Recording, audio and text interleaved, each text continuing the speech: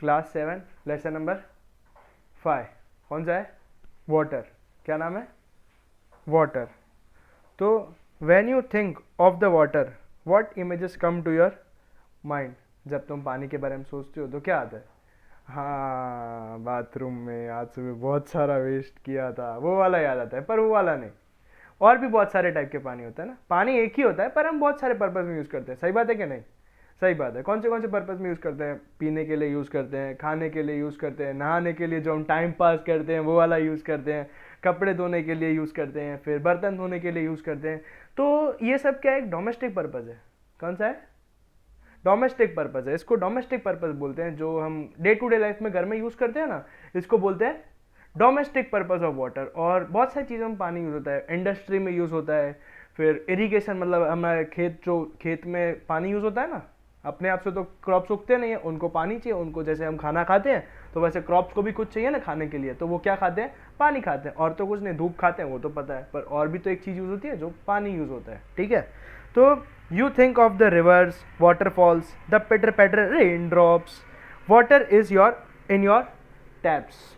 फिर children love to float water boats in the rain puddles, but by the noon the puddles vanish, where does the water go? पानी कहाँ चले जाता है? अब जैसे अब तुम लोग छोटे हो, तुम लोग 7th स्टैंडर्ड में हो, तो तुम लोगों को क्या है कि भाई तुम लोगों को वो यहाँ बारिश की बूंदे, पिटर patter rain drop, junior KG की पोएम याद आती है। फिर तुम लोग कभी अगर बाहर गए हो तो वहाँ पे अगर तुमने रेनफॉल देखा हो तो तुमको वहाँ का रेनफॉल याद आता है। अगर कभी गंगा नदी में गए हो तो गंगा नदी याद आती है। इंसान के ऊपर डिपेंड है ना। वाटर बोलने पे इंसान को क्या आता है? जैसे पढ़ाई बोलने पे, अरे वाह ड्राइंग का पीरियड भाई सबसे मस्त। किसी को मैथ साइंस तो याद नहीं आएगा। तो वैसे हमको वाटर बोलने पे हमने जो चीज़ देखी है, अब रेगुलर पानी तो हम देखते हैं घर में, वो तो ठीक है। पर बड़े लेवल पे पानी को किस किस में देखा है तो वो हमको याद आता है। और फिर क्या होता है जब बारिश गिरती है तो हम लोग तो घर में छुप जाते हैं। पर बहुत सारे जो छोटे बच्चे हैं जिनको बारिश में पसंद है घूमना, हम जो कि बड़े हो गए हैं तो हमको बारिश नहीं पसंद है, इसके लिए हम घर में छुप जाते हैं। पर जिनको बारिश पसंद है वो बारिश में नीचे जाते हैं, बोट बनाते हैं छोटे बच्चे। तो हम लोग शायद करते होंगे छोटे थे तब, बोट बना के पानी में डालते हैं।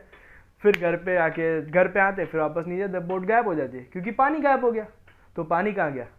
बाल्टी भर के ऊपर लेके आए थे क्या? नहीं, ऊपर तो नहीं लेके आए। फिर तो गया कहाँ? गटर में गया। अरे कितना गटर में जा जाके भी कितना जाएगा? तो कहीं तो जाएगा ना। तो पानी कहाँ चले गया? जमीन के अंदर चला गया। कहाँ चले गया? जमीन के अंदर। सॉइल ने पूरा पानी को एब्सॉर्ब कर लिया। सॉइल जो पहले बारिश का सीजन है, बारिश के सीजन के पहले कौन सा सीजन आता है? समर सीजन आता है। तो समर में क्या होता है, जो सॉइल होती है ना उसके अंदर क्रैक्स पड़ जाते हैं। जैसे हमारी स्किन कैसे हो जाती है विंटर सीजन में, तुमने देखा होगा विंटर सीजन में स्किन खराब हो जाती है, उसके बाद हमको लोशन लगाना पड़ता है। वैसे ही गर्मी के अंदर पूरे के पूरे जो हमारे सॉइल होती है ना उसके अंदर क्रैक्स पड़ जाते हैं। तो जैसे बरसात पड़ती है, मतलब रेन पड़ती है, तो इनमें क्रैक्स सारे भर जाते हैं।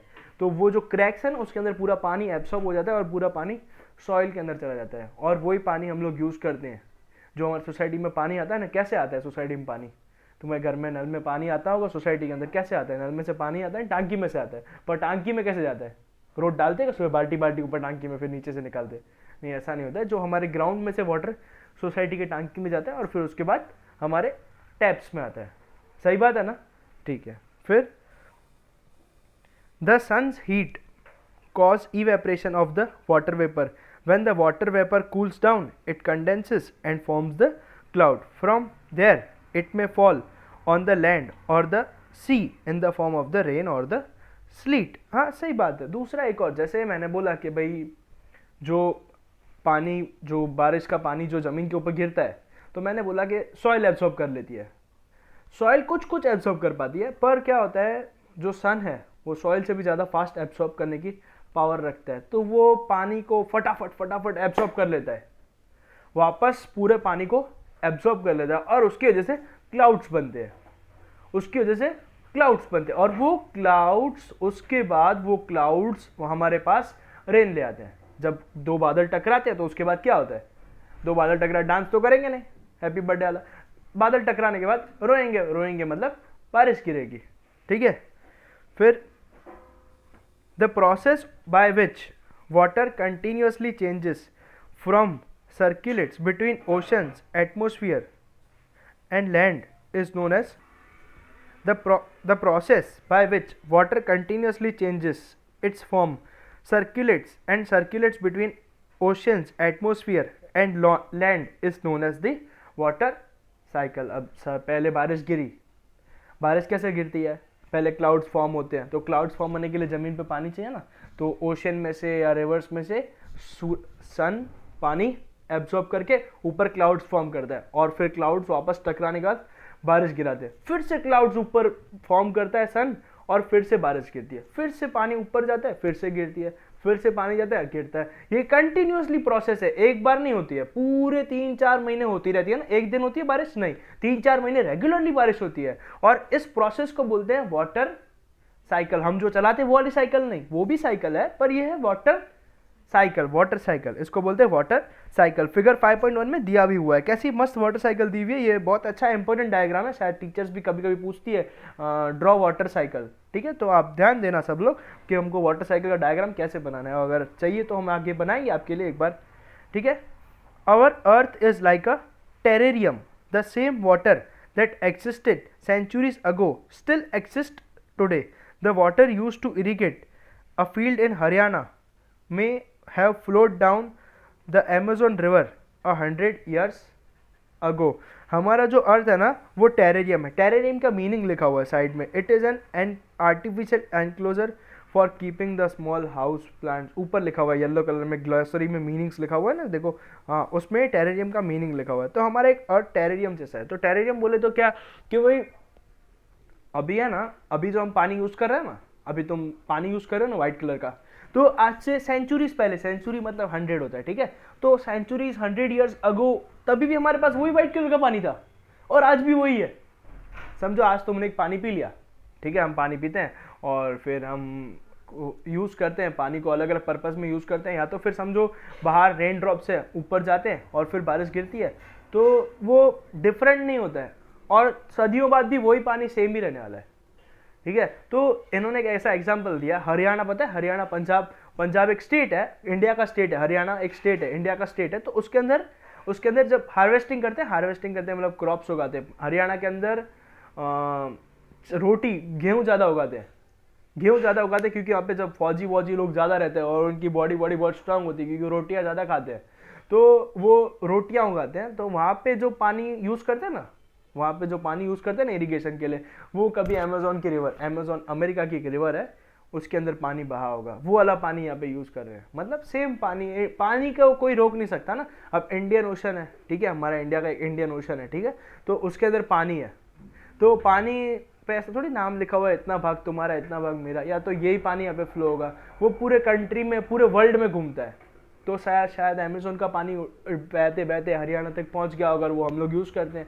ऐसा ही हमको बोल रहे हैं, ये हमको बता रहे हैं कि ऐसा होता है, पानी किसी का नहीं है, और पानी से इरिगेशन भी होता है ना, इरिगेशन मतलब क्रॉप्स उगाते हो ना तुम लोग, पानी से उगाते हैं ना, और तो कोई चीज़ है क्या जिससे क्रॉप्स उगाते हैं? पेट्रोल से उगाता है कभी क्रॉप्स? नहीं उगाते, क्योंकि पेट्रोल क्रॉप्स को चाहिए नहीं, हमको क्रॉप्स के लिए क्या चाहिए? पानी चाहिए, और वो हम यूज़ करते हैं, ठीक है। और पहले भी वही पानी था और आज भी वही पानी है, और फिर थोड़े बड़े हो जाएंगे तो भी वही रहेगा, और उसके बाद नेक्स्ट जनरेशन आएगी तो भी वही पानी रहेगा ना, कोई डिफरेंट होगा कि नहीं? पानी नहीं, सेम रहेगा पानी। सही बात है कि नहीं? सही बात है, ठीक है। The major sources of the water, fresh water, are the rivers, ponds, springs and the glaciers. The ocean bodies and the sea contain salty water. The water of the ocean is salty or saline as it contains the large amount of dissolved salt. Most of the salt is sodium chloride or the common table salt that you eat. ठीक है, तो वापस से उधर आ जाएंगे। The major sources of water, मतलब हमको पानी कहाँ से मिलता है? पानी की कोई इंडस्ट्री है क्या? कोई फैक्ट्री है पानी की? नहीं है ना, तो पानी कहाँ से आता है? हमें दुकान में मिलता है पानी? हाँ मिलता है, पर वो क्या होता है, जो नेचर से मिला वो पानी होता है। तो पानी का जो मेजर सोर्स है, मतलब पानी हमको मेनली कहाँ से मिलता है? तो पानी हमको रिवर्स में से मिलता है। नदी देखी है ना तुम सबने? न देखी है कि नहीं देखी? हाँ, जिसमें से पानी बहता है उसको नदी बोलते हैं। पॉन्ड, कुआं देखा होगा, छोटा होता है जो गाँव में होता है, पॉन्ड देखा होगा। फिर स्प्रिंग्स देखे होंगे। फिर ग्लेशियर्स पता है क्या होता है? जब बर्फ़ होती है ना कश्मीर में, तो कश्मीर में एक्चुअली क्या होता है, 12 महीने होते हैं, तो 12 महीने में 3 महीने ठंडी, 4 महीने ठंडी, 4 महीने बरसात और 4 महीने गर्मी होती है। तो ठंडी के सीजन में जब बर्फ जम जाती है ना, अब ये ठंडी का मौसम चल रहा है, ठीक है, अब ठंडी के बाद आने वाला है गर्मी का मौसम। तो जब भी जितनी भी बर्फ जम जाएगी ना, अभी जितनी बर्फ जमेगी ना, वो जब गर्मी का मौसम आएगा ना, तो सब पिघल के नीचे आएगी, सब पिघल के नीचे आएगी, और इसको बोलते हैं ग्लेशियर। क्या बोलते हैं इसको? ग्लेशियर बोलते हैं। और ग्लेशियर कश्मीर में ज़्यादा होता है, और कश्मीर में हमारे पास इंडिया की सबसे फ्रेश वाटर लेक है। फ्रेश वाटर लेक मतलब वहाँ पे इतना ट्रांसपेरेंट और सबसे अच्छा पानी है, सबसे अच्छा पानी है, और वो पानी हम पी भी सकते हैं, और उसका नाम है दल और वुलर लेक। वो कश्मीर में है और इंडिया की फ्रेश वाटर लेक है, मतलब अच्छे पानी वाली लेक है, मीठा पानी आता है उसके अंदर। और जो गंगा रिवर है ना, गंगा रिवर वो 365 डेज भरी हुई रहती है। आपने देखा होगा कुछ रिवर्स जो होती है ना सूख जाती है, कुछ रिवर्स सूख जाती है गर्मी के मौसम में, क्योंकि उनमें कम पानी होता है, पर गंगा रिवर 365 डेज भरी हुई रहती है। वो इसका रीजन ये है कि जब ग्लेशियर्स पिघलते हैं ना, तो सारा पानी गंगा रिवर में जाता है। अगर बहुत सारे ग्लेशियर्स पिघल गए ना एक साथ, तो फिर फ्लड भी आ सकता है। और हमने देखा था बीच में केदारनाथ में फ्लड भी आया था ना, वो इसका रीजन यही होता है कि भाई जब ग्लेशियर्स बहुत ज़्यादा लेवल पे पिघल जाते हैं ना, तो फिर फ्लड भी आ सकता है वो जगह पे। तो हमको ये सब हमारे वाटर के सोर्सेस है। सोर्सेस मतलब हमको पानी कहाँ से मिलता है, क्योंकि हम घर पे बनाते हैं क्या पानी, हम जैसे रोटी बनाते हैं वैसे घर पे पानी बनाते नहीं बनाते हैं। पानी हमको नेचर से मिलता है, और नेचर मतलब रिवर है, वेल्स है, पॉन्ड्स है, कैनाल्स है, और भी बहुत सारी चीज़ें, ओशन है, ये सब जगह से हमको पानी मिलता है, हम घर पे नहीं बनाते। और हमारे पास एक और टाइप का पानी है जो है सॉल्टी वाटर। कौन सा? Salty water. सॉल्टी बोले तो नमक वाला पानी। कभी नमक वाला पानी पिया है आप लोगों ने? नहीं पिया है। पिया होगा, नहीं पिया है, और पिया है तो भी बहुत अच्छी बात है। नमक वाला पानी मतलब क्या होता है, बहुत खारा होता है। हम जो पीते हैं वो थोड़ा नमक वाला पीते हैं, पर अगर बहुत ज़्यादा पानी में नमक डाल दे ना, तो तुम नहीं पी पाओगे, क्योंकि वो बहुत सॉल्टी वाटर होता है। तो हमारे पास जो सॉल्टी वाटर है ना, उसकी बहुत सारी मात्रा में हमारे पास सॉल्टी वाटर है, और अच्छा पानी बहुत कम है हमारे पास। मैं ऐसे अगर एरिया वाइज देखने जाऊँ ना, तो सिर्फ 1% है ना, 1% सिर्फ अच्छा पानी है, बाकी 99% हमारे पास खराब पानी है। तो हम ये सब रिक्वेस्ट करते हैं, ये सब चैप्टर्स तुम्हारी बुक में इसके लिए आते हैं क्योंकि तुम हमारी फ्यूचर जनरेशन हो ना। क्या हो तुम? Future generation. आज तुम 7th में हो, कल 8th में आओगे, फिर 9th में आओगे, फिर और बढ़ोगे, फिर और बढ़ोगे। पर अगर तुमने अभी यहाँ पे पढ़ा है कि हमने पानी को ऐसे सेव करना चाहिए, पानी को बचा के रखना चाहिए, क्योंकि पानी के बिना कोई जीवन नहीं है, तो अभी तुम लोग ऐसे पढ़ रहे हो ना, कि तुम्हें इसके लिए ही पढ़ाया जाता है कि भाई तुम बड़े होके पानी को प्रिजर्व करो, और फिर पानी को अच्छे से यूज़ करो और ध्यान से यूज़ करो, ताकि तकलीफ ना हो। अगर तुम लोग ध्यान से यूज़ करोगे तो फिर आगे वाली जनरेशन को कोई तकलीफ नहीं होगी। हमें जितना चाहिए, हमारे पास पानी है बहुत सारा है, ठीक है, पर हमें जितना चाहिए उतना ही पीना चाहिए ना। हमारे पास घर में बहुत सारा खाना होता है, पर हम जितना चाहिए उतना ही बनाते हैं ना, कि बहुत सारा एक साथ बना के रख देते हैं। नहीं, जितना चाहिए उतना ही बनाते हैं ना। तो पानी भी हमें जितना चाहिए उतना ही यूज़ करना चाहिए। बाकी पड़ा है ना, खराब होगा क्या? नहीं होगा, ठीक है, ध्यान से यूज़ करना है। और सॉल्टी वाटर भी होता है। तो सॉल्टी वाटर में क्या होता है? सॉल्टी वाटर, नाम उसका सॉल्टी वाटर है, तो उसके अंदर क्या होना चाहिए? सॉल्टी होगा ना, ऑब्वियसली। क्या होगा? सॉल्ट होगा। जैसे लेमन वाटर होता है तो उसके अंदर क्या होता है? लेमन होता है। वैसे सॉल्टी वाटर के अंदर क्या होगा? सॉल्ट होता है। पर कौन से सॉल्ट होते हैं, ये एमसीक्यू में पूछते हैं। तो कौन से सॉल्ट होते हैं? देखो इसके अंदर लिखा हुआ है सॉल्ट। एक तो होता है सोडियम क्लोराइड। देखो इस ये वाले पेज पे लिखा हुआ है, 31 पेज पे नीचे लिखा हुआ है ना, देखो सोडियम क्लोराइड। और दूसरा एक और सॉल्ट है, कॉमन सॉल्ट है, कॉमन टेबल सॉल्ट, जो हम घर पे खाते हैं कभी कभी, काला नमक जिसको बोलते हैं। और सोडियम क्लोराइड जिसको बोलते हैं NaCl। अगर तुमको नहीं पता है तो ये केमिकल नाम है। साइंस में सॉल्ट के नाम होते हैं। कभी कभी तुमने अगर साइंस की बुक खोल के देखी होगी, साइंस की बुक है तुम्हारे पास, अगर होगी तो वो खोल के देखना, उसके अंदर सॉल्ट है, सॉल्ट का नाम लिखा होगा। कॉमन सॉल्ट का नाम होता है NaCl। क्या नाम होता है? NaCl। ये इसका केमिकल फॉर्मूला है, साइंस की लैंग्वेज में बोलते हैं इसको, ठीक है। ये सॉल्टी वाटर के अंदर प्रेजेंट है। ये कौन से वाटर के अंदर प्रेजेंट है? सॉल्टी वाटर के अंदर, जो रिवर्स और लेक्स में पाई जाती है। बहुत सारी रिवर्स और लेक्स है ना, सॉल्टी होती है, उसके अंदर ऐसे ये वाला सॉल्ट पाया जाता है। कौन सा सॉल्ट पाया जाता है? ये वाला सॉल्ट पाया जाता है, NaCl, जिसको बोलते हैं सोडियम क्लोराइड। ये देखो हमारे पास एक पिक्चर भी दिया हुआ, दिख रहा है तुमको? पिक्चर दिख रहा है 31 पेज नंबर पे, पिक्चर दिख रहा है? दिख रहा है तुमको पिक्चर? दिख रहा है कि नहीं? ये वर्ल्ड का पिक्चर दिया हुआ है,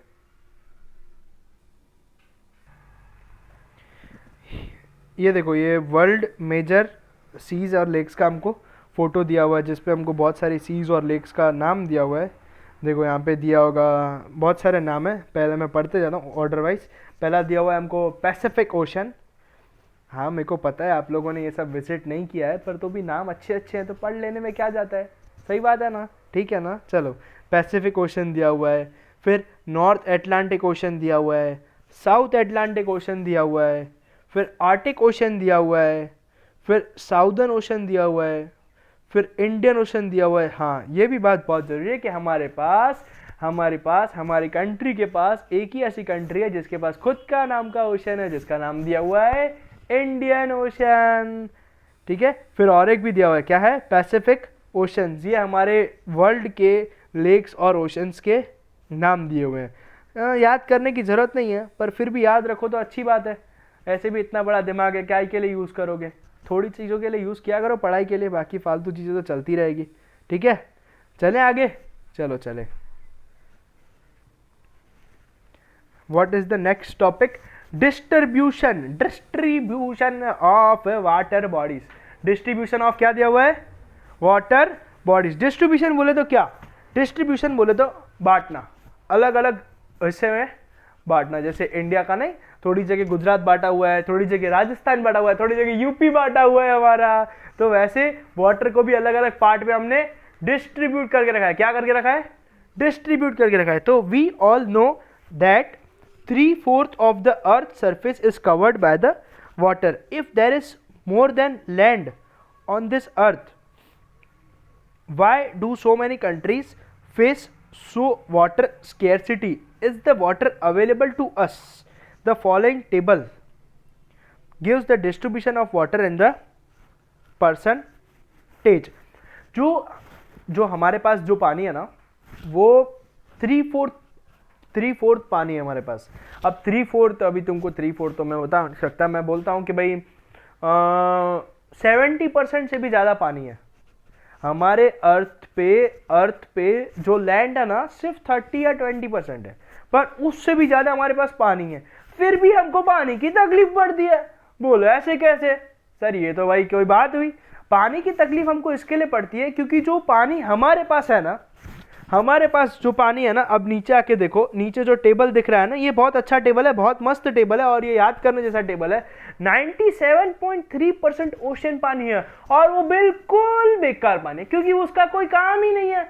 ओशन का जो पानी होता है ना, उसके अंदर बहुत सारा सॉल्ट पाया जाता है, और मैंने आपको अभी अभी बताया 2 सॉल्ट के नाम, कौन से, एक तो कॉमन सॉल्ट और दूसरा टेबल सॉल्ट। अब वो सॉल्ट के अंदर, वो पानी के अंदर बहुत सारा सॉल्ट पाया जाता है, और सॉल्टी पानी हमारी बॉडी के लिए अच्छा नहीं होता है, वो हम कंज्यूम नहीं कर सकते हैं। तो वो पानी तो समझो 97.3% तो हमारे पास खराब पानी है। अब जो फ्रेश वाटर लेक है, जो लिखा है देखो साइड में, देखो हाइफन करके भी लिखा हुआ है, ब्रैकेट बना के भी, जो भी आप बोलोगे, ब्रैकेट आधी ब्रैकेट बना के लिखा हुआ है। फ्रेश वाटर कितना है देखो, 97.3% तो चला गया, तो कितना बचा, 2.7% खाली फ्रेश वाटर है। उसमें भी थोड़े आइस, थोड़े बर्फ बने हुए हैं, और थोड़े पानी के अंदर है, थोड़े फ्रेश वाटर लेक है, थोड़े आइलैंड है, थोड़ा एटमोस्फेयर में पानी है। अब तुमको पता है ना हम क्या लेते हैं, हम ऑक्सीजन लेते हैं।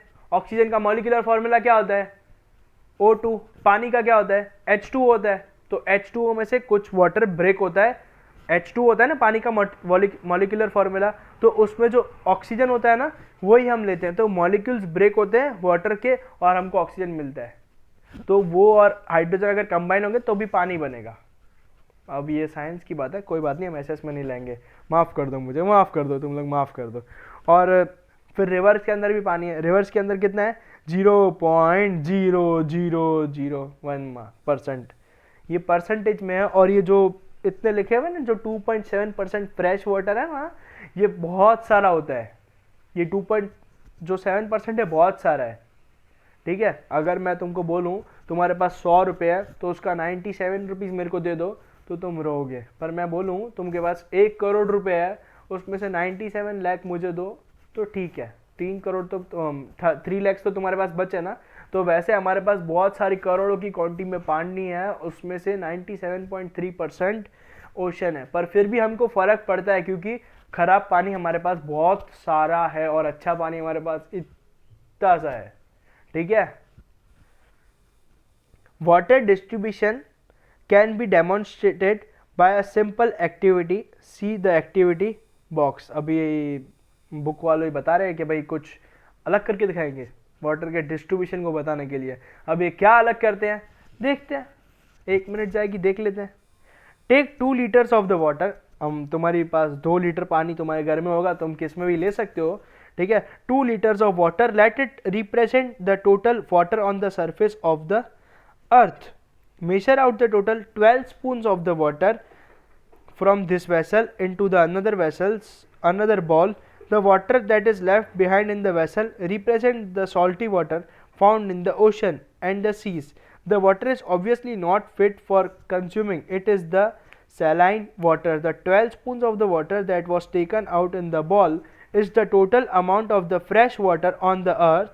The figure shows us the distribution of these fresh water. See yourself how much water can you be actually used by. ये बहुत अच्छी एक्टिविटी है आप जैसे छोटे बच्चों को बताने के लिए कि भाई जो 97% वाटर है और जो 2.7% वाटर है ना, वो बताने के लिए एक एक्टिविटी किया है। क्या दिया है कि भाई 2 लीटर्स पानी लेना है, ज़्यादा भी पानी को वेस्ट नहीं करना है हमको, सिर्फ 2 लीटर्स पानी लेना है। 2 लीटर्स पानी, आपका जो पानी का स्कूल का बॉटल है ना, ऐसा 2 बॉटल पानी लेना है, उसको एक वेसल के अंदर डालना है। वेसल मतलब कोई भी यूटेंसिल बोलते हैं, बर्तन बोलते हैं हिंदी में, उसको एक वेसल के अंदर डालना है और एक छोटा वेसल दूसरा भी लेना है। तो जो 2 लीटर्स पानी है ना, उसमें से सिर्फ 12 स्पून पानी है ना दूसरी जगह डालना है, उसमें से सिर्फ 2 स्पून पानी दूसरे वेसल में डालना है। और जितना 2 लीटर है ना वो बहुत सारा होता है, 2 लीटर बहुत सारा होता है। अभी मेरे पास 100 चॉकलेट्स है, वो 100 चॉकलेट में से सिर्फ मैंने आपको 2 चॉकलेट्स दी, तो मेरे पास कितनी 98 चॉकलेट्स है। तो सिर्फ 2 स्पून 12 स्पून पानी इसमें डालेंगे ना, तो उससे बहुत कम पानी रहेगा। और जो 2 स्पून पानी है ना, वो ही 12 स्पून पानी वो हमारे पास पीने के लिए अवेलेबल है। और जो बाकी का जितना इसमें बचा ना, जो दूसरे बॉल के अंदर जो हमने 2 लीटर्स पानी लिया था, वो इम्प्योर वाटर है, मतलब ख़राब पानी है, नमक वाला पानी है। तो हम देख सकते हैं कितना कम और ज़्यादा हो रहा है। तो हमें भी हमको अपना पानी अच्छे से यूज़ करना है, ध्यान से यूज़ करना है, ताकि हम आगे के लिए अपना पानी बचा के रख सकें और फिर काम आएगा आगे वाली जनरेशन को भी। जैसे हमारे पेरेंट्स ने हमारे लिए पैसे बचा के रखे हैं, तो हम उसको यूज़ कर रहे हैं ना। अगर उन्होंने पूरे पैसे खर्च कर दिए होते तो हमारे लिए कुछ नहीं बचता ना, तो हम पढ़ाई कैसे करते। तो अभी हमको भी ऐसे ही पानी को यूज़ करना है, ताकि हम आगे वाली जनरेशन के लिए पानी स्टोर करके सेव करके रख सके। ठीक है, ठीक है, ठीक है ना, तो बहुत ठीक है। चलो आगे चलते हैं। Water is absolutely essential for the survival. Water alone can quench our thirst when we are thirsty. Now you don't think we are wasting a precious resources when we use water carelessly. अभी समझो water ही एक ऐसी चीज़ है जो जीने के लिए बहुत सहायता है। कैसे? अभी समझो बहुत तुम्हें भूख लगी है, स्कूल में बैठे हो या कहीं पे बाहर गए हो, तुम्हें बहुत भूख लगी है, तो खाना तो है नहीं, तो तुम क्या करोगे? तो पानी तो बहुत इजीली हर जगह अवेलेबल होता है, खाना अवेलेबल होता है इजीली, हर जगह नहीं होता है, तो हम पानी पी लेते हैं और आज करते हैं कि पेट भर गया। तो पानी से भी हम जी सकते हैं, खाली पानी पीने से भी हम जी सकते हैं, ऐसे मरेंगे तो नहीं पर जी सकते हैं। ठीक है, तो वाटर इतना एसेंशियल है हमारे लिए। हमको पता है भाई पानी से भी हम, अगर खाना नहीं होगा तो पानी से एक बार जिया जा सकता है, जिया जाता है, ऐसे बोला है ना गाना, वाला नहीं बता रहा। तो पानी से एक बार जिया जा सकता है। तो वो इतनी इंपॉर्टेंट चीज को हम लोग ध्यान से नहीं यूज कर रहे हैं, केयरलेसली यूज कर रहे हैं। हाँ, हम लापरवाही से यूज कर रहे हैं। तो सोचो अगर सब खाना खत्म हो गया, पानी भी नहीं बचा, तो इंसान जिएगा कैसे? तो हमको हमारे वाटर को केयरलेसली नहीं यूज करना है, एकदम अच्छे से यूज करना है। क्या बोलते हो, आज से करोगे कि नहीं? सब लोग करोगे ना, पता है तुम लोग बहुत ईमानदार हो। क्या हुआ यहाँ पे देखो, एक मस्त पिक्चर बनाया है। क्या क्या बनाया हुआ है देखो। The water you drink a drop of life, many major rivers is in danger drying out, Ganga among 10 dying rivers. तो water is important for us. क्या आपको लगता है पानी आपके लिए बहुत ज़रूरी है? लगता है तो मुझे सब लोग बताएंगे कि पानी आपके लिए कितना ज़रूरी है, पानी आपके लिए कितना ज़रूरी है और कौन से पर्पस के लिए आप लोग पानी यूज़ करते हैं, मुझे सब लोग बताएंगे। सजेस्ट सम वेज, कुछ ऐसे रीत बताओ which can be used for the water conservation in your home, in your school. अगर आप लोग बहुत इंटेलिजेंट हो, मेरे को पता है सब लोग इंटेलिजेंट है, मुझे ऐसे वेज बताओ जिससे तुम लोग पानी को स्टोर करके, नहीं स्टोर करके तो नहीं, वेस्ट होने से बचा सकते हो, और स्कूल में भी तुम लोग पानी को वेस्ट होने से बचा सकते हो। तुम्हारे पास होंगे ना वेस्ट, होंगे तो मेरे को ज़रूर बताना। फिर ओशन सर्कुलेशन, क्या दिया हुआ है? Ocean circulation. There is something magical, कुछ जादू है भाई, about walking bare feet on the sea shore. अगर आप लोग कभी सी को कोई विजिट किया होगा ना, किया है तो बहुत अच्छी बात है, नहीं किया तो अगले कर लेना, थोड़ा बड़ा हो जाओ फिर सी को विजिट करना।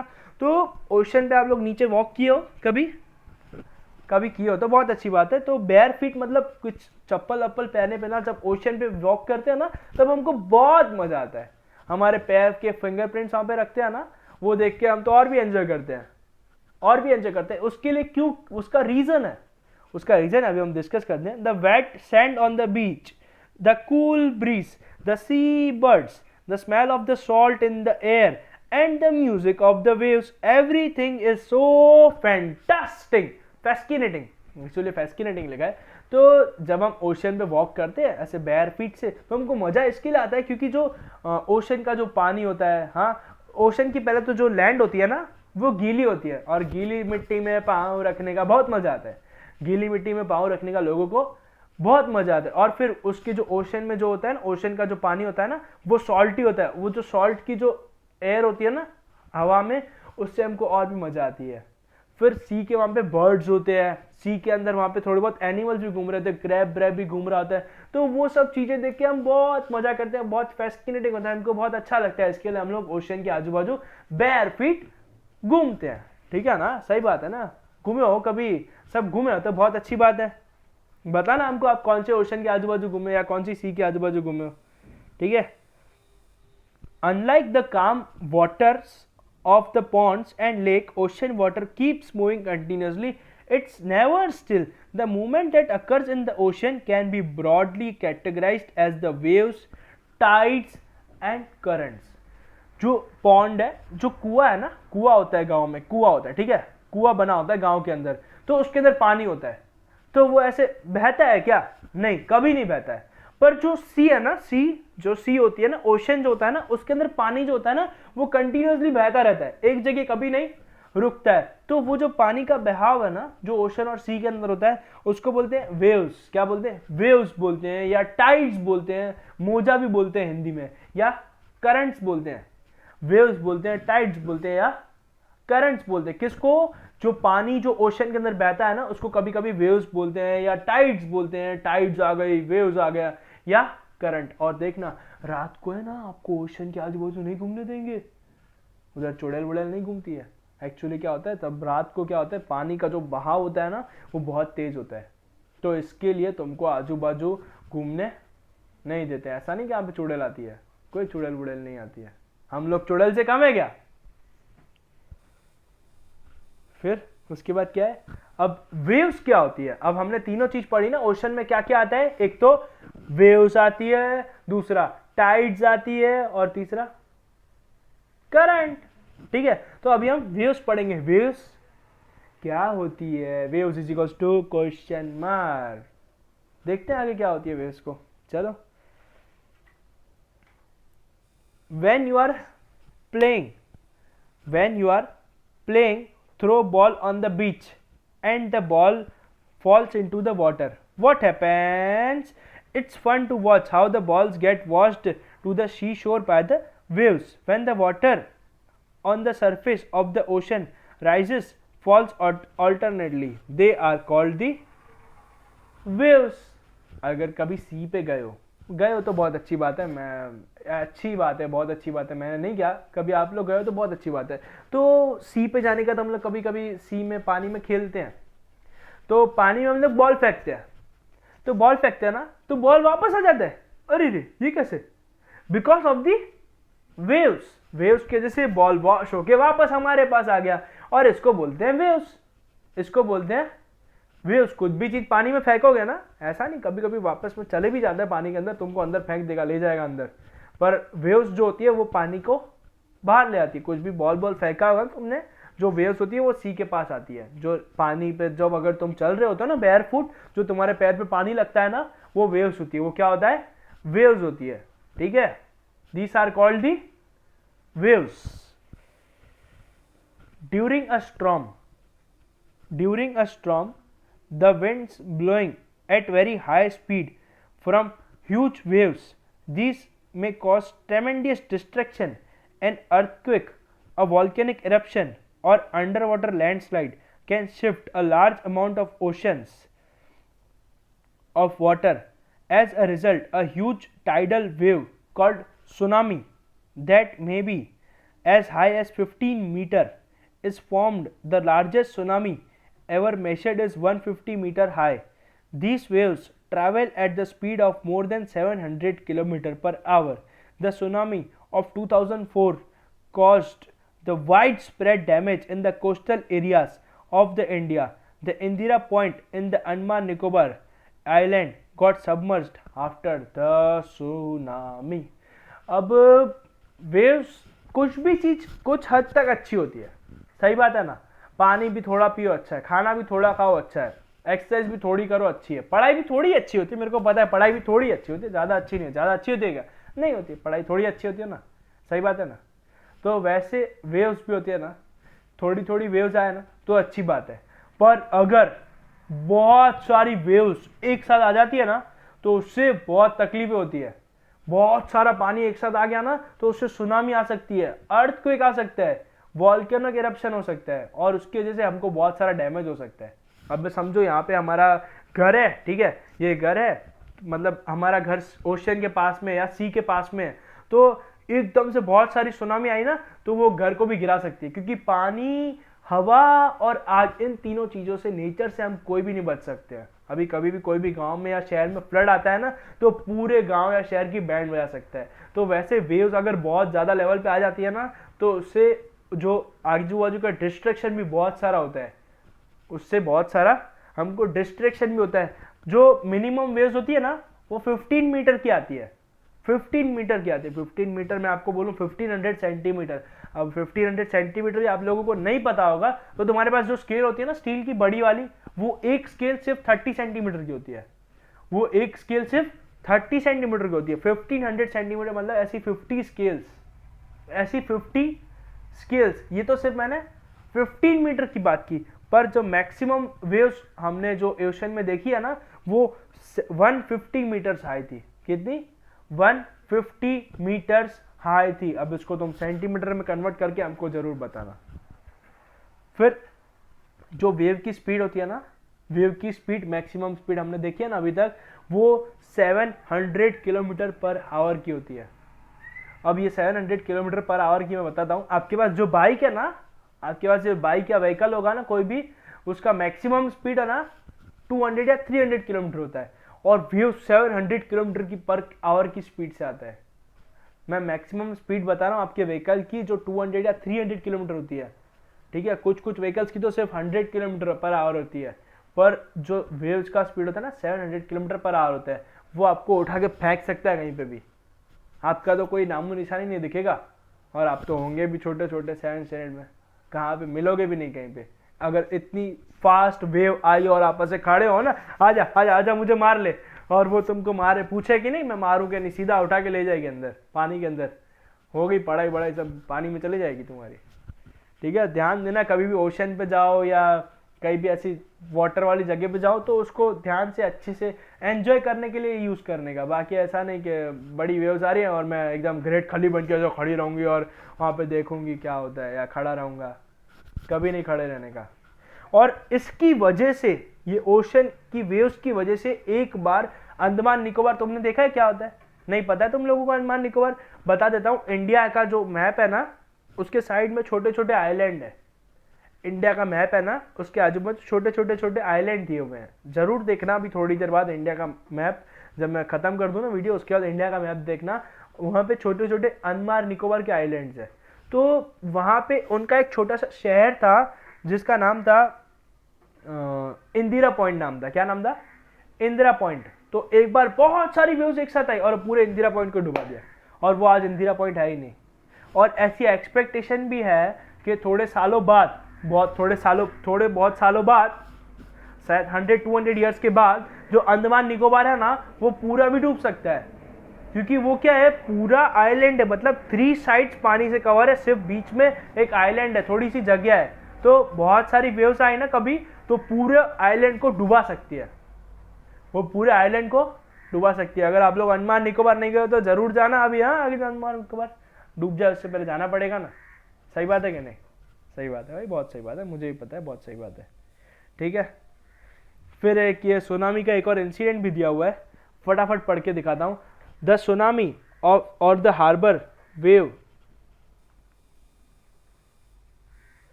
the tsunami or the harbor wave struck havoc in Indian Ocean on the 26th December 2004. The wave was a result of the earthquake that had its epicenter close to the western boundary of the Sumatra.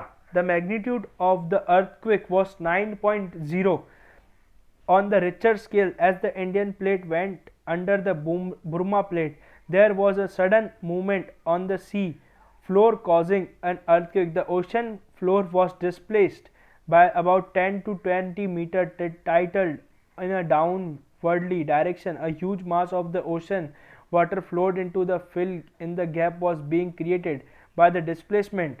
This marked the withdrawal of the water mass from the coastlines of the land masses in the south and the southeast Asia. After thrusting of the Indian plates below the Bumra plate, the water mass rushed back towards the coastline. Tsunami traveled 800, oh my god, about 800 kilometers, comparable to the speed of the commercial aircraft, completely washed away. हमारे Indian ocean में भी एक बार बहुत भयंकर tsunami आई थी, उसकी speed थी 800 kilometre per hour. और ये 800 किलोमीटर किसकी स्पीड है पता है? एयरक्राफ्ट की स्पीड है। एयरक्राफ्ट पता है क्या होता है? हाँ, वो जो ऊपर जाते हैं ना स्पेस में, वो वाला एयरक्राफ्ट, उसकी स्पीड है 800 किलोमीटर पर आवर। उससे भी तेज हमारी वेव्स आई थी और पूरा इंडियन ओशन में डैमेज किया था। उसकी वजह से अर्थक्वेक भी आया था हमारे पास, अर्थक्वेक भी आया था। एक एलिफेंट होता है ना, एलिफेंट, हाँ एक एग्जांपल है ये, एक एलिफेंट होता है ना, ठीक है, तो वो जोर से अगर ये दीवार को धक्का देगा, हाँ कोई भी एक दीवार को धक्का देगा, समझो कोई भी एक दीवार को धक्का देता है, तो एक फ्लैट है, उसके अंदर एक दीवार है, नीचे दीवार बना हुआ है। तो अगर एलिफेंट आके जोर से दीवार को धक्का देता है ना, तो सिर्फ वो दीवार को असर नहीं पड़ेगा, पूरे घर को असर पड़ेगा, पूरे घर को असर पड़ेगा, क्योंकि वो एलिफेंट का पावर ही इतना होता है। तो जब है ना, ये जब सुनामी आती है ना, तो वो वेव्स बहुत सारी आती है ना, तो उसके वजह से सुनामी नहीं आती है, अर्थक्वेक भी आता है। वो उसकी वजह से एपिसेंटर, जो हमारा लेसन नंबर 2 या 3 में दिया हुआ है ना, एपिसेंटर, तुमने देखा होगा, अर्थ के सेंटर को एपिसेंटर बोलते हैं। तो हमारा अर्थ है वो बहुत सारा पानी से कवर है, तो बहुत सारा पानी से कवर है, तो पूरे अर्थ को डिस्टर्ब होगा जब बहुत सारा वेव्स क्रिएट होगा तब। Some of the islands in the Indian Ocean, the Indira Point in the Andaman Nicobar Islands that mark the southernmost point of India, got completely submerged as the wave moved from the earthquake epicenter from Sumatra towards the Andaman Island, Sri Lanka. The wave length decreased with the decreasing depth of water. The travel speed also declined from 700 to 900 kilometers per hour, less than the 70 kilometers per hour. Tsunami was traveled up to the depth of 3 kilometers from the coast, killing more than 10,000 people and affected more than lakh of the houses in India. The worst affected were the coastal areas of the Andhra Pradesh, Tamil Nadu, Kerala, Pondicherry and the Andaman Nicobar Island. While the earthquake cannot be predicted in advance, it is possible to give 3-hour notice of a potential tsunami. Such early warning systems are in a place across the Pacific Ocean, but not in the Indian Ocean. Tsunamis are rare in Indian Ocean as the seismic activity is less compared to the Pacific Ocean. The tsunami that ravaged the South and the Southeast Asian coast in the December 2004, the most devastating tsunami in the last several hundred years. The large damage caused to the life and the property was primarily as a result of lack monitoring the early warning systems and the knowledge among the coast dwellers of the Indian Ocean. The first indication that the tsunami is approaching is the rapid withdrawal of the water from the coastal regions, followed by the destructive wave. When this happened on the coast, instead of people going to the high ground, they started assembling the coast view of the miracle. As a result, consequences, there was a large casualty of curious onlookers when the gigantic wave tsunami struck. अभी आप बोल रहे हो कि sir आपने इतना सारा paragraph एक साथ क्यों पढ़ लिया? वो इसके लिए पढ़ा क्योंकि हमको एग्जाम में तो पूछने वाले बिल्कुल नहीं है, ये सिर्फ एक छोटा सा स्टोरी दिया हुआ है कि भाई हमारे पास दिसंबर 2004 में इंडिया का आज तक का सबसे हैवी सुनामी आया था, जिसमें हमको बहुत सारा नुकसान भी हुआ. एक इंदिरा पॉइंट अंडमान निकोबार का डूब गया, उसके बाद बहुत सारे लोगों को नुकसान हुआ. अब जब सुनामी आता है ना, जब हमारे कोई भी ऐसा कोई एक्टिविटी होता है ना, जब कोई नेचुरल एक्टिविटी होता है ना, तो हमको क्या, जब हमको गवर्नमेंट कभी भी कोई भी चीज़ है ना पहले से नहीं बताई जा सकती है. जैसे तुम्हारी एग्जाम है ना, वो भी पहले से नहीं बताई जा सकती है, तुमको एक हफ्ते पहले 2 हफ्ते पहले पता चलता है. तो वैसे सुनामी का क्या होता है, उसको पहले से बता नहीं सकते हैं. उसको क्या होता है, सिर्फ 2 आवर्स या 3 आवर्स पहले हम बता सकते हैं कि भाई सुनामी आने वाली है. तो जब सुनामी आने वाली हमको बता देना गवर्नमेंट के सुनामी आने वाली है, तो ऐसा नहीं कि देखना है वहाँ पे खड़े रह के अरे वाह वाह अभी सुनामी आने वाली, देखेंगे अभी कैसे जा रही है, मज़ा आएगी. हमको अच्छी जगह, हाई जगह पे जाके खड़ा रहना, एकदम हाइट पे, ताकि हमको सुनामी की इफेक्ट ना हो या अर्थक्वेक ना आए या कुछ भी चीज़ जो होने वाली है ना उससे हम बच जाए. तो हमको गवर्नमेंट की रिस्पेक्ट करनी चाहिए और उनके जो हमको बताते हैं ना, तो उसको हमको फॉलो करना चाहिए. ऐसा नहीं उनको मजाक उड़ा के और सुनामी देखने खड़े हो जाए वहाँ पे पागल की तरह. ठीक है, दिसंबर 2004 में आया था, बहुत लोगों को नुकसान हुआ, लोगों के घर चले गए, लोग भी मर गए, बहुत सारे लोगों को इफेक्ट पड़ा. और स्पेशली हमारे जो साउथ के स्टेट्स है, जो कर्नाटका, केरला, तमिलनाडु, पौंडीचेरी, इनकी तो बैंड बज गई, बहुत सारी बैंड बजी वो लगाना है ना, वैसा बैंड बज गई थी उनकी. ठीक है, ये थी हमारी, क्या थी हमारी वेव्स, ये थी हमारी वेव्स. अभी आ रही है हमारी टाइड्स. उसके बाद क्या आएगा, करंट आएगा. उसके बाद क्या आएगा, करंट. झटका लगा, रे करंट लगा ऐसे. The rhythmic rise and the fall of the ocean water twice in a day is called tide. It is a high tide when the water covers much of the shore by rising it to the highest level. It is the low tide when the water falls to its lowest level and recedes from the shore. Tide total 2 type की होती है. Tide total 2 type की होती है. एक दिन में सिर्फ 2 बार आती है, एक बार हाईएस्ट और दूसरी बार लोएस्ट.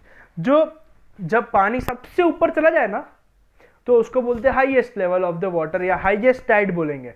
जब सबसे नीचे चले जाए ना, तो उसको बोलेंगे लोएस्ट लेवल या लोएस्ट टाइड बोलेंगे. ठीक है, 2 ही बार आती है. कितनी बार आती है दिन में, सिर्फ 2 बार, सिर्फ 2 बार. रिथमेटिकली मतलब पता है क्या, रिथमेटिकली मतलब नहीं, धुन ऊपर नीचे होती है, जैसे सॉन्ग, जैसे हमारा हार्ट बीट होता है मॉनिटर में दिखाता है ना, एक बार ऊपर नीचे, वैसे टाइड्स भी क्या होता है, एक बार ऊपर आ जाते हैं, नीचे ऊपर आ जाते हैं बहुत सारा, और एक बार बहुत सारा नीचे चला जाता है. इसको बोलते हैं टाइड्स. क्या बोलते हैं, टाइड्स. वॉशिंग पाउडर टाइड वाला ना, वैसा वाला टाइड है.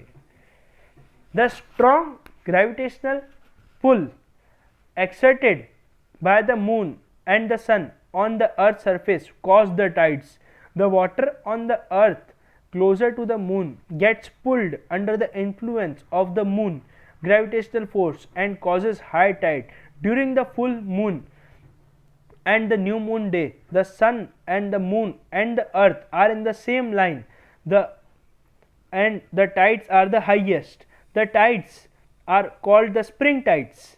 But when the moon is in the first and the last quarter, the ocean waters get drawn in diagonally opposite directions by the gravitational pull of the sun, and as a result low tides. These tides are called neap tides. High tides is helps in the navigations. Total हमको दिन में सिर्फ 2 बार tides आता है. 2 बार tides कब आता है? जब एक बार फुल मून होता है. पता है ना, चांद के 27 डेज में अलग अलग चांद होता रहता है. तो जब चांद फुल होता है ना, फुल मून होता है ना, तब क्या होता है, अर्थ हमारा अर्थ जो हमारी पृथ्वी है, अर्थ सन और मून, ये तीनों एक लाइन में खड़े रहते हैं. जब एक लाइन में खड़े रहते हैं ना, तो क्या होता है, तो अर्थ के ऊपर इफेक्ट पड़ता है. ग्रेविटेशनल फोर्स होता है. ग्रेविटेशनल फोर्स की वजह से एकदम हाईएस्ट टाइड आता है. कब? जब फुल मून होता है ना, तब क्या आता है, हाईएस्ट टाइड आता है. क्या आता है? Highest tide. और इसको बोलते हैं स्प्रिंग टाइड्स. क्या बोलते हैं इसको? अंडरलाइन करके रखना. ये एमसीक्यू में तुम्हारी टीचर पूछेगी लेसन के अंदर कि भाई स्प्रिंग टाइड्स कौन सी होती है. जब अर्थ, मून और सन तीनों लाइन में होते हैं ना, तब जो टाइड्स आती है ना हाईएस्ट वाली, उसको बोलते हैं स्प्रिंग टाइड्स. और दूसरी टाइड्स जो लोएस्ट टाइड्स है, जब मून जो है वो छोटा छोटा हो जाता है ना, जो सबसे छोटा हो जाता है ना, तब एक टाइड आती है जिसको बोलते हैं शॉर्टेस्ट टाइड्स. और उसका एक और नाम है. क्या नाम है? नीप टाइड्स. क्या नाम है? नीप टाइड्स. मतलब अभी तक हमने 2 टाइप की टाइड पढ़ी, एक शॉर्टेस्ट टाइड, एक लॉन्गेस्ट टाइड. लॉन्गेस्ट टाइड का दूसरा नाम है, क्या नाम था यहाँ पे दिया हुआ है ना, स्प्रिंग टाइड्स. और शॉर्टेस्ट टाइड का दूसरा नाम है नीप टाइड्स. क्या नाम है? नीप टाइड्स. फिर high tides help us in the navigation.